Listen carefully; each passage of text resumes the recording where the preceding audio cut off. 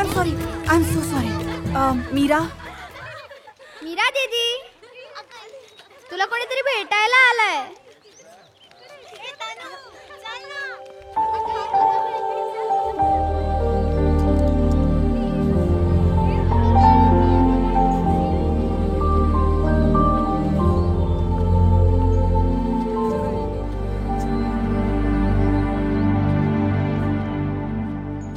मी माया.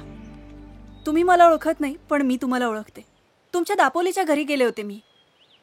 पत्रकार, रायटर, आणि मला जे तुमच्याबद्दल माहिती आहे ते पत्रकारांना सुद्धा माहिती नाही आहे. एक मिनिट.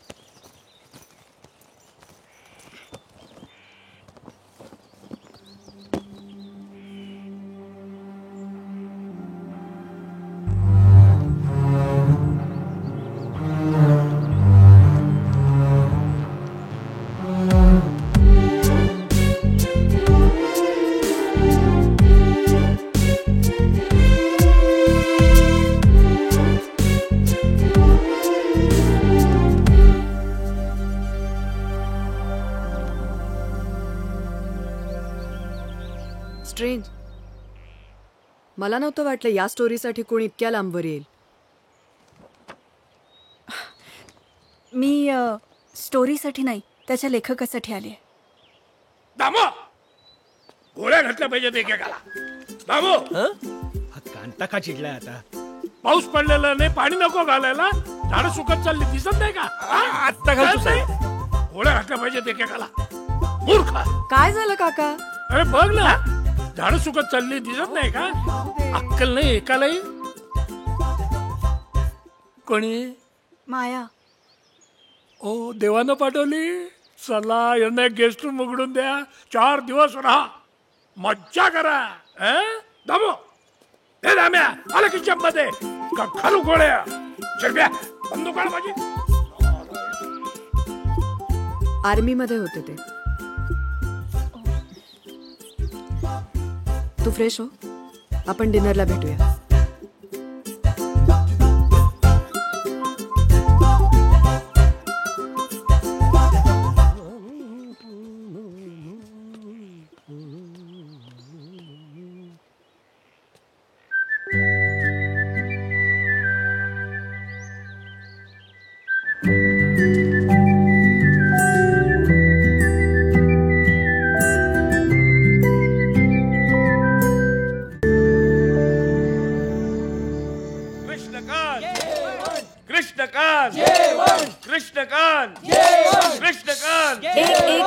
एक मिनिट. आपल्याकडे एक नवी पाहुणी आलीये, माया. तिला जरा हाय करा ना. हाय. हे आमचे यंग बॉईज अँड गर्ल्स. चला बसूया. का चालू दे.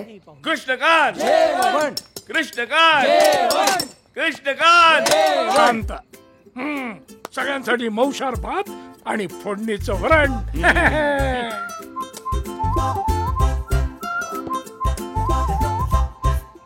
अरे हे काय, आज नाहीये का माशाची आमटी? आज पौर्णिमा नाहीये ना. हा आणि ह्याची गर्लफ्रेंड शालू पौर्णिमेच्या रात्री भेटणार होते ना, म्हणून फक्त पौर्णिमेला चांगलं जेवण मिळणार. पण मला एक कळत नाही, तांदळाची खीर आणि माशाची आमटीच का? अरे कारण हा शालूच्या आवडीचा मेनू आहे. म्हणून तो त्याचा वाढदिवसही साजरा करत नाही. अरे शोधा शोधा, त्या शालूला शोधा, म्हणजे आपल्याला माशाची आमटी मिळेल आणि तांदळाची खीर. करा करा, मस्करी करा माझी. मला ना अजून एक कळत नाही हे कुणाबद्दल नक्की काय चाललंय. मी सांगते. साधारण 40-50 वर्षांपूर्वीची गोष्ट आहे. जेव्हा हे रिटायर्ड आर्मी ऑफिसर कृष्णकांत नव्हते, फक्त किशा होते. या 16-17 वर्षांच्या किशाचं त्यांच्याच गावातल्या शालूवर खूप प्रेम होतं. दोघांच्या घरांमधून कुंडलिका नदी वाहायची.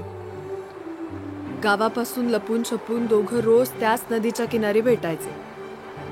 दर पौर्णिमेच्या रात्री शालू किशाला आवडते म्हणून खास त्याच्यासाठी माशाची आमटी आणि खीर घेऊन यायची. अशाच पौर्णिमेच्या दिवशी किशाचा वाढदिवस होता. किशा शालूला भेटायला निघाला सुद्धा, पण अचानक पाऊस सुरू झाला. कोसळत राहिला. त्या रात्री किशा शालूला भेटू शकला नाही. तो रात्रभर तळमळत राहिला. दुसऱ्या दिवशी जेव्हा तो तिला भेटायला गेला तेव्हा अख्खं गाव पुराच्या पाण्यात वाहून गेलं होतं.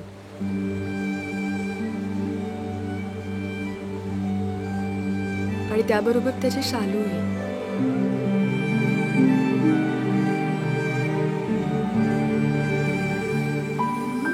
त्यानंतर किशाने शालूला शोधायचा खूप प्रयत्न केला, पण नाही सापडली. पण हा अजूनही तिला शोधतोच आहे.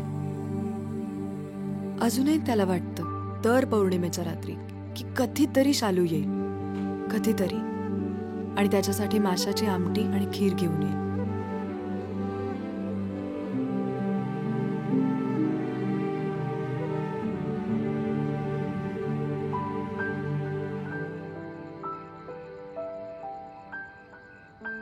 काका,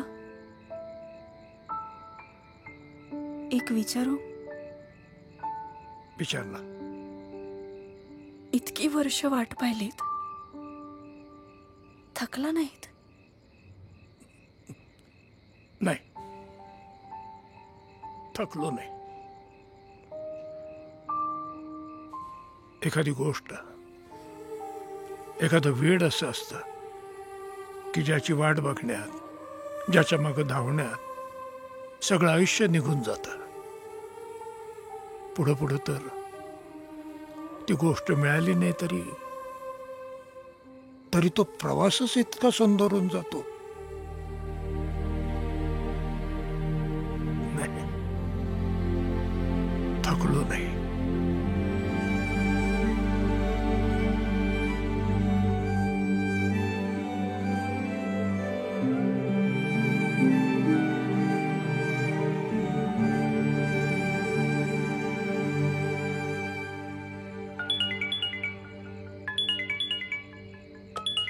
एक्सक्यूज मी.